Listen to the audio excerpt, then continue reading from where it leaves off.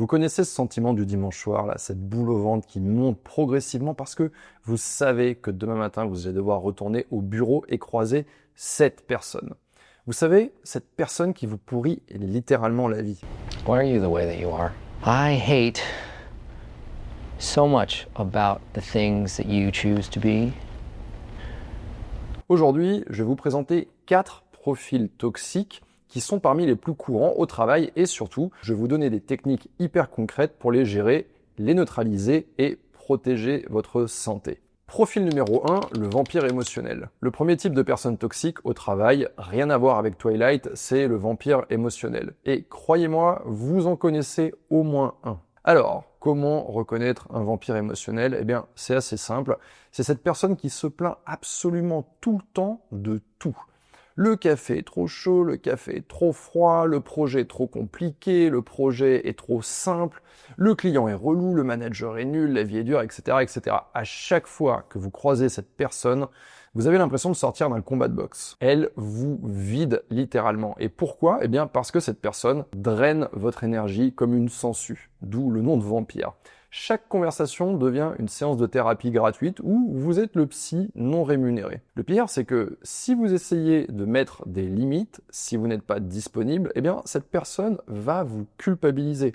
Ah ouais, toi aussi tu m'abandonnes. Genre, vous êtes le méchant dans l'histoire parce que vous voulez pas passer 2 heures à écouter ces jérémiades sur la nouvelle imprimante du bureau qui fonctionne pas. Prenons un exemple concret. Vous allez chercher un café tranquille. Vous avez 10 minutes de pause. Et là, bam, le vampire émotionnel débarque. Oh là là, tu peux pas savoir comment je suis débordé, le client m'a envoyé un mail hyper agressif. En plus, j'ai mal dormi cette nuit et puis tu sais, ma voiture, elle fait un bruit bizarre au démarrage. Ok, c'est bon, vos 10 minutes de pause, elles se transforment en festival de complaintes. Vous retournez à votre bureau encore plus fatigué qu'avant votre pause. Alors comment on va gérer ça? Première technique, le chronomètre mental. Vous accordez à cette personne maximum 3 minutes de votre temps. Après 3 minutes, vous sortez poliment de la conversation. Écoute, je comprends vraiment que là c'est compliqué pour toi, mais j'ai une deadline qui approche, on en reparle plus tard. Deuxième technique, la phrase magique. Je comprends que c'est difficile pour toi, mais je dois me concentrer sur mon projet et je pense que tu devrais en parler à quelqu'un qui peut vraiment t'aider. Par exemple, ton manager ou les RH. Vous voyez ce que vous faites là? Vous redirigez. Vous n'êtes pas méchant, vous n'êtes pas méchante. Vous êtes juste en train de protéger votre énergie. Parce que, soyons clairs, vous n'êtes pas le service après-vente émotionnel de vos collègues. Troisième technique maintenant, ne jamais devenir leur confident exclusif. Dès que vous sentez que cette personne ne vient vous voir que vous pour se plaindre, vous allez mettre de la distance. Vous restez cordial, vous restez professionnel, mais vous allez créer une barrière émotionnelle. Et surtout, ne tombez pas dans le piège de vouloir les aider, de vouloir les sauver. Vous n'allez pas régler leurs problèmes. Vous n'allez pas changer leur vision négative de la vie. Tout ce que vous allez faire, c'est vous épuiser pour rien et perdre en productivité. Profil numéro 2, le manipulateur. Le deuxième profil toxique, c'est le manipulateur ou la manipulatrice. Et celui-là, il est dangereux, vraiment dangereux. Comment on va le reconnaître? Alors déjà, c'est cette personne qui va prendre le crédit de votre travail. Vous bossez comme un malade sur un projet, vous trouvez la solution et en réunion, cette personne présente votre idée au calme, comme si c'était la sienne. Deuxième signe, cette personne veut vous faire faire ses tâches. Oh, tu peux me rendre un petit service, je suis vraiment débordé. Et le petit service en question, c'est juste 3 heures de boulot. Et ça arrive une fois par semaine. Et par magie, cette personne est toujours débordée et vous êtes toujours disponible. Troisième signe pour la repérer, cette personne utilise le chantage émotionnel. Si tu ne m'aides pas, je vais me faire virer, j'ai 3 enfants à nourrir. Ou bien le chantage hiérarchique, si elle a plus d'ancienneté ou un poste supérieur. Tu sais, ça pourrait jouer en ta faveur pour ton évaluation dans la boîte. Et le pire, c'est que cette personne sème la zizanie entre collègues. Elle va vous raconter que machin a dit du mal de bidule, puis elle va aller voir machin et lui raconter que vous avez dit du mal de lui. Diviser pour mieux régner, c'est sa devise. On va prendre un exemple concret. Vous avez créé une présentation PowerPoint pour un client et vous avez passé des heures dessus.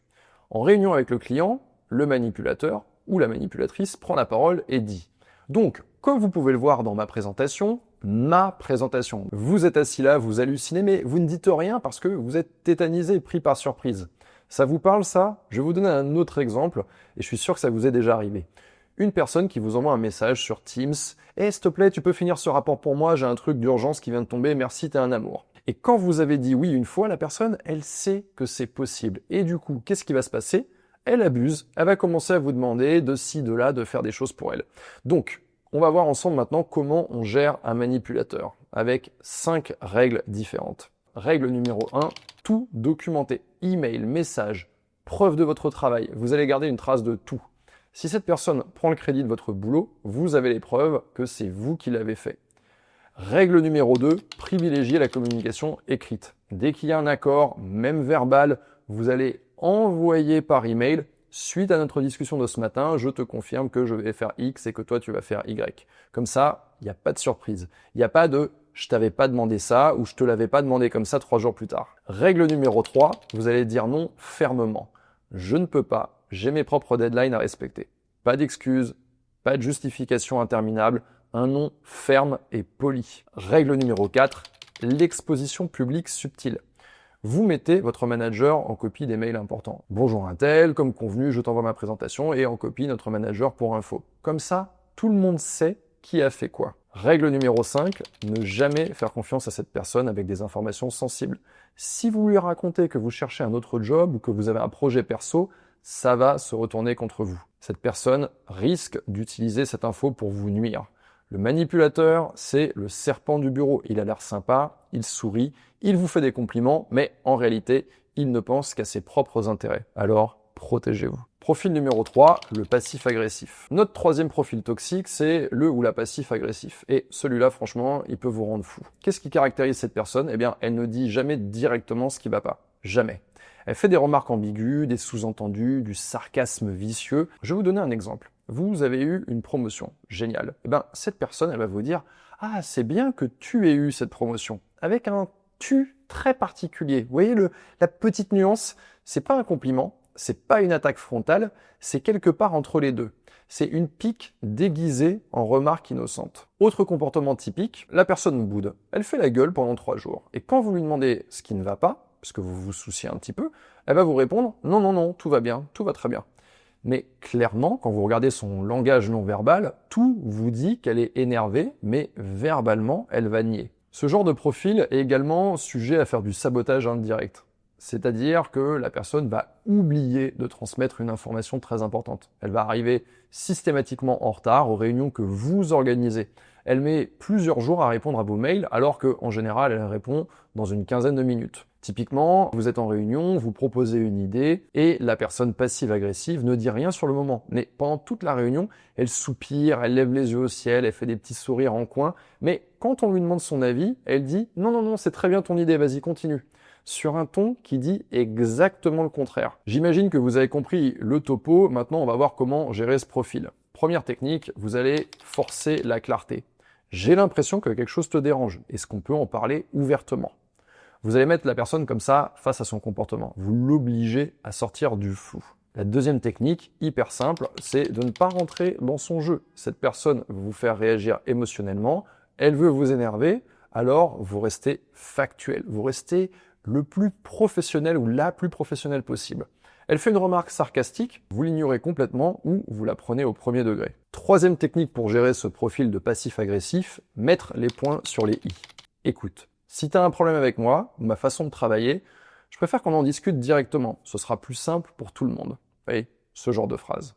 Et enfin, dernière technique, on va privilégier les échanges en présence d'autres personnes. Comme ça, il y a des témoins. Et cette personne va être beaucoup moins encline à faire des remarques vicieuses devant les témoins. Notre profil passif-agressif, c'est l'expert du conflit fantôme.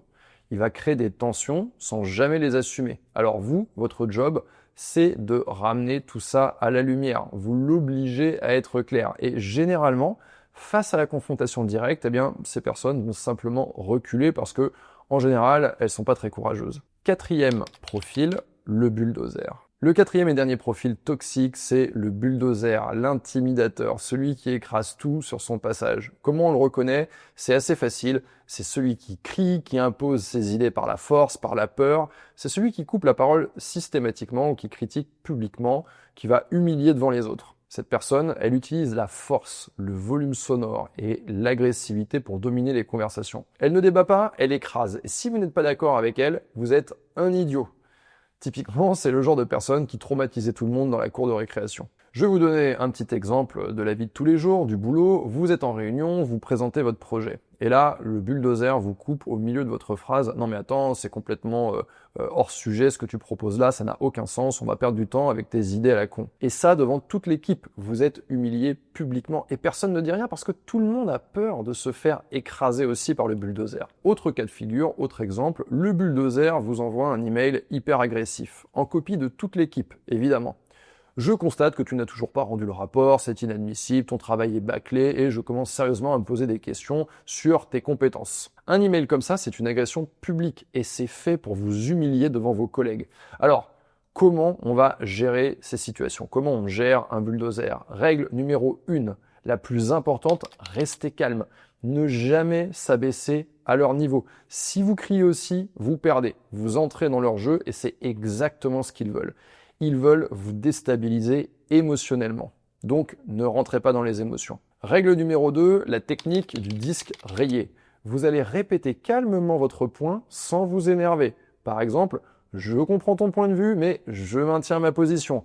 Je comprends ton point de vue, mais je maintiens ma position. Et vous répétez autant de fois que nécessaire, toujours calmement. Règle numéro 3, demandez à la personne de reformuler. Est-ce que tu peux répéter ce que tu viens de me dire, mais sur un ton professionnel, s'il te plaît? En faisant ça, vous pointez du doigt l'agressivité, vous la rendez visible devant tout le monde. Règle numéro 4, escaladez si nécessaire. Si la personne dépasse les limites, si ça devient du harcèlement, vous allez monter au niveau supérieur, c'est-à-dire vous allez voir les RH. Vous documentez tout, vous gardez les preuves et vous signalez le comportement. Enfin, règle numéro 5, ne jamais être seul avec cette personne, si possible. Toujours avoir des témoins parce que le bulldozer est souvent encore plus agressif lorsqu'il ou elle est en privé. Et la phrase la plus puissante que vous pouvez dire face à ce genre de personne, c'est « Je suis ouvert à la discussion, mais pas sur ce ton. Si tu veux qu'on en parle, on le fait calmement, sinon ça s'arrête là. » Vous voyez ce qui se passe en disant un truc comme ça? Vous mettez une limite claire. Vous dites « Je ne tolère pas ce comportement. » Et ça, c'est extrêmement puissant. Le bulldozer compte sur votre peur pour vous dominer, pour vous contrôler, pour vous manipuler. Et le jour où vous arrêtez d'avoir peur, le jour où vous tenez bon calmement, eh bien, cette personne perd totalement son pouvoir sur vous. Et ce que je veux que vous reteniez de cette vidéo, c'est que vous méritez un environnement de travail sain. Vous passez la majorité de votre temps au boulot. Vous ne devriez pas avoir à endurer des comportements toxiques. C'est très important. Si l'environnement de travail est tellement toxique que ça affecte votre santé mentale, votre sommeil, votre vie personnelle, de famille, votre vie amoureuse, posez-vous la question, est-ce que ça vaut le coup? Est-ce que je suis obligé de subir ça? Est-ce que j'ai le choix? Parce que voici la vérité, votre santé mentale vaut beaucoup plus que n'importe quel job. Si vous vous réveillez tous les matins avec la peur au ventre, si vous rentrez chaque soir épuisé, drainé et que vous n'arrivez plus à décrocher le week-end, c'est un signal d'alarme. 2 questions à vous poser à ce moment-là. Est-ce que la situation est temporaire ou est-ce que c'est structurel? Si c'est temporaire, par exemple, si cette personne toxique est là pour quelques mois sur un projet puis qu'elle dégage, ok, vous pouvez tenir. Mais si c'est structurel, si cette personne elle fait partie intégrante de votre environnement, eh bien rien ne va changer. Alors il vaut mieux réfléchir sérieusement à votre avenir dans cette boîte. Maintenant qu'on a dit tout ça, j'aimerais savoir, est-ce que ces profils vous parlent? Est-ce que vous les avez déjà croisés dans votre environnement professionnel ou est-ce que vous-même vous êtes reconnu dans un de ces profils? Dites-moi tout ça en commentaire, je lis chacun des commentaires et je vais essayer de répondre. Et si cette vidéo vous a aidé, évidemment, mettez un pouce vers le haut pour soutenir mon travail, celui de mon équipe et n'oubliez pas évidemment de vous abonner à ma chaîne. Et je vous dis à la semaine prochaine.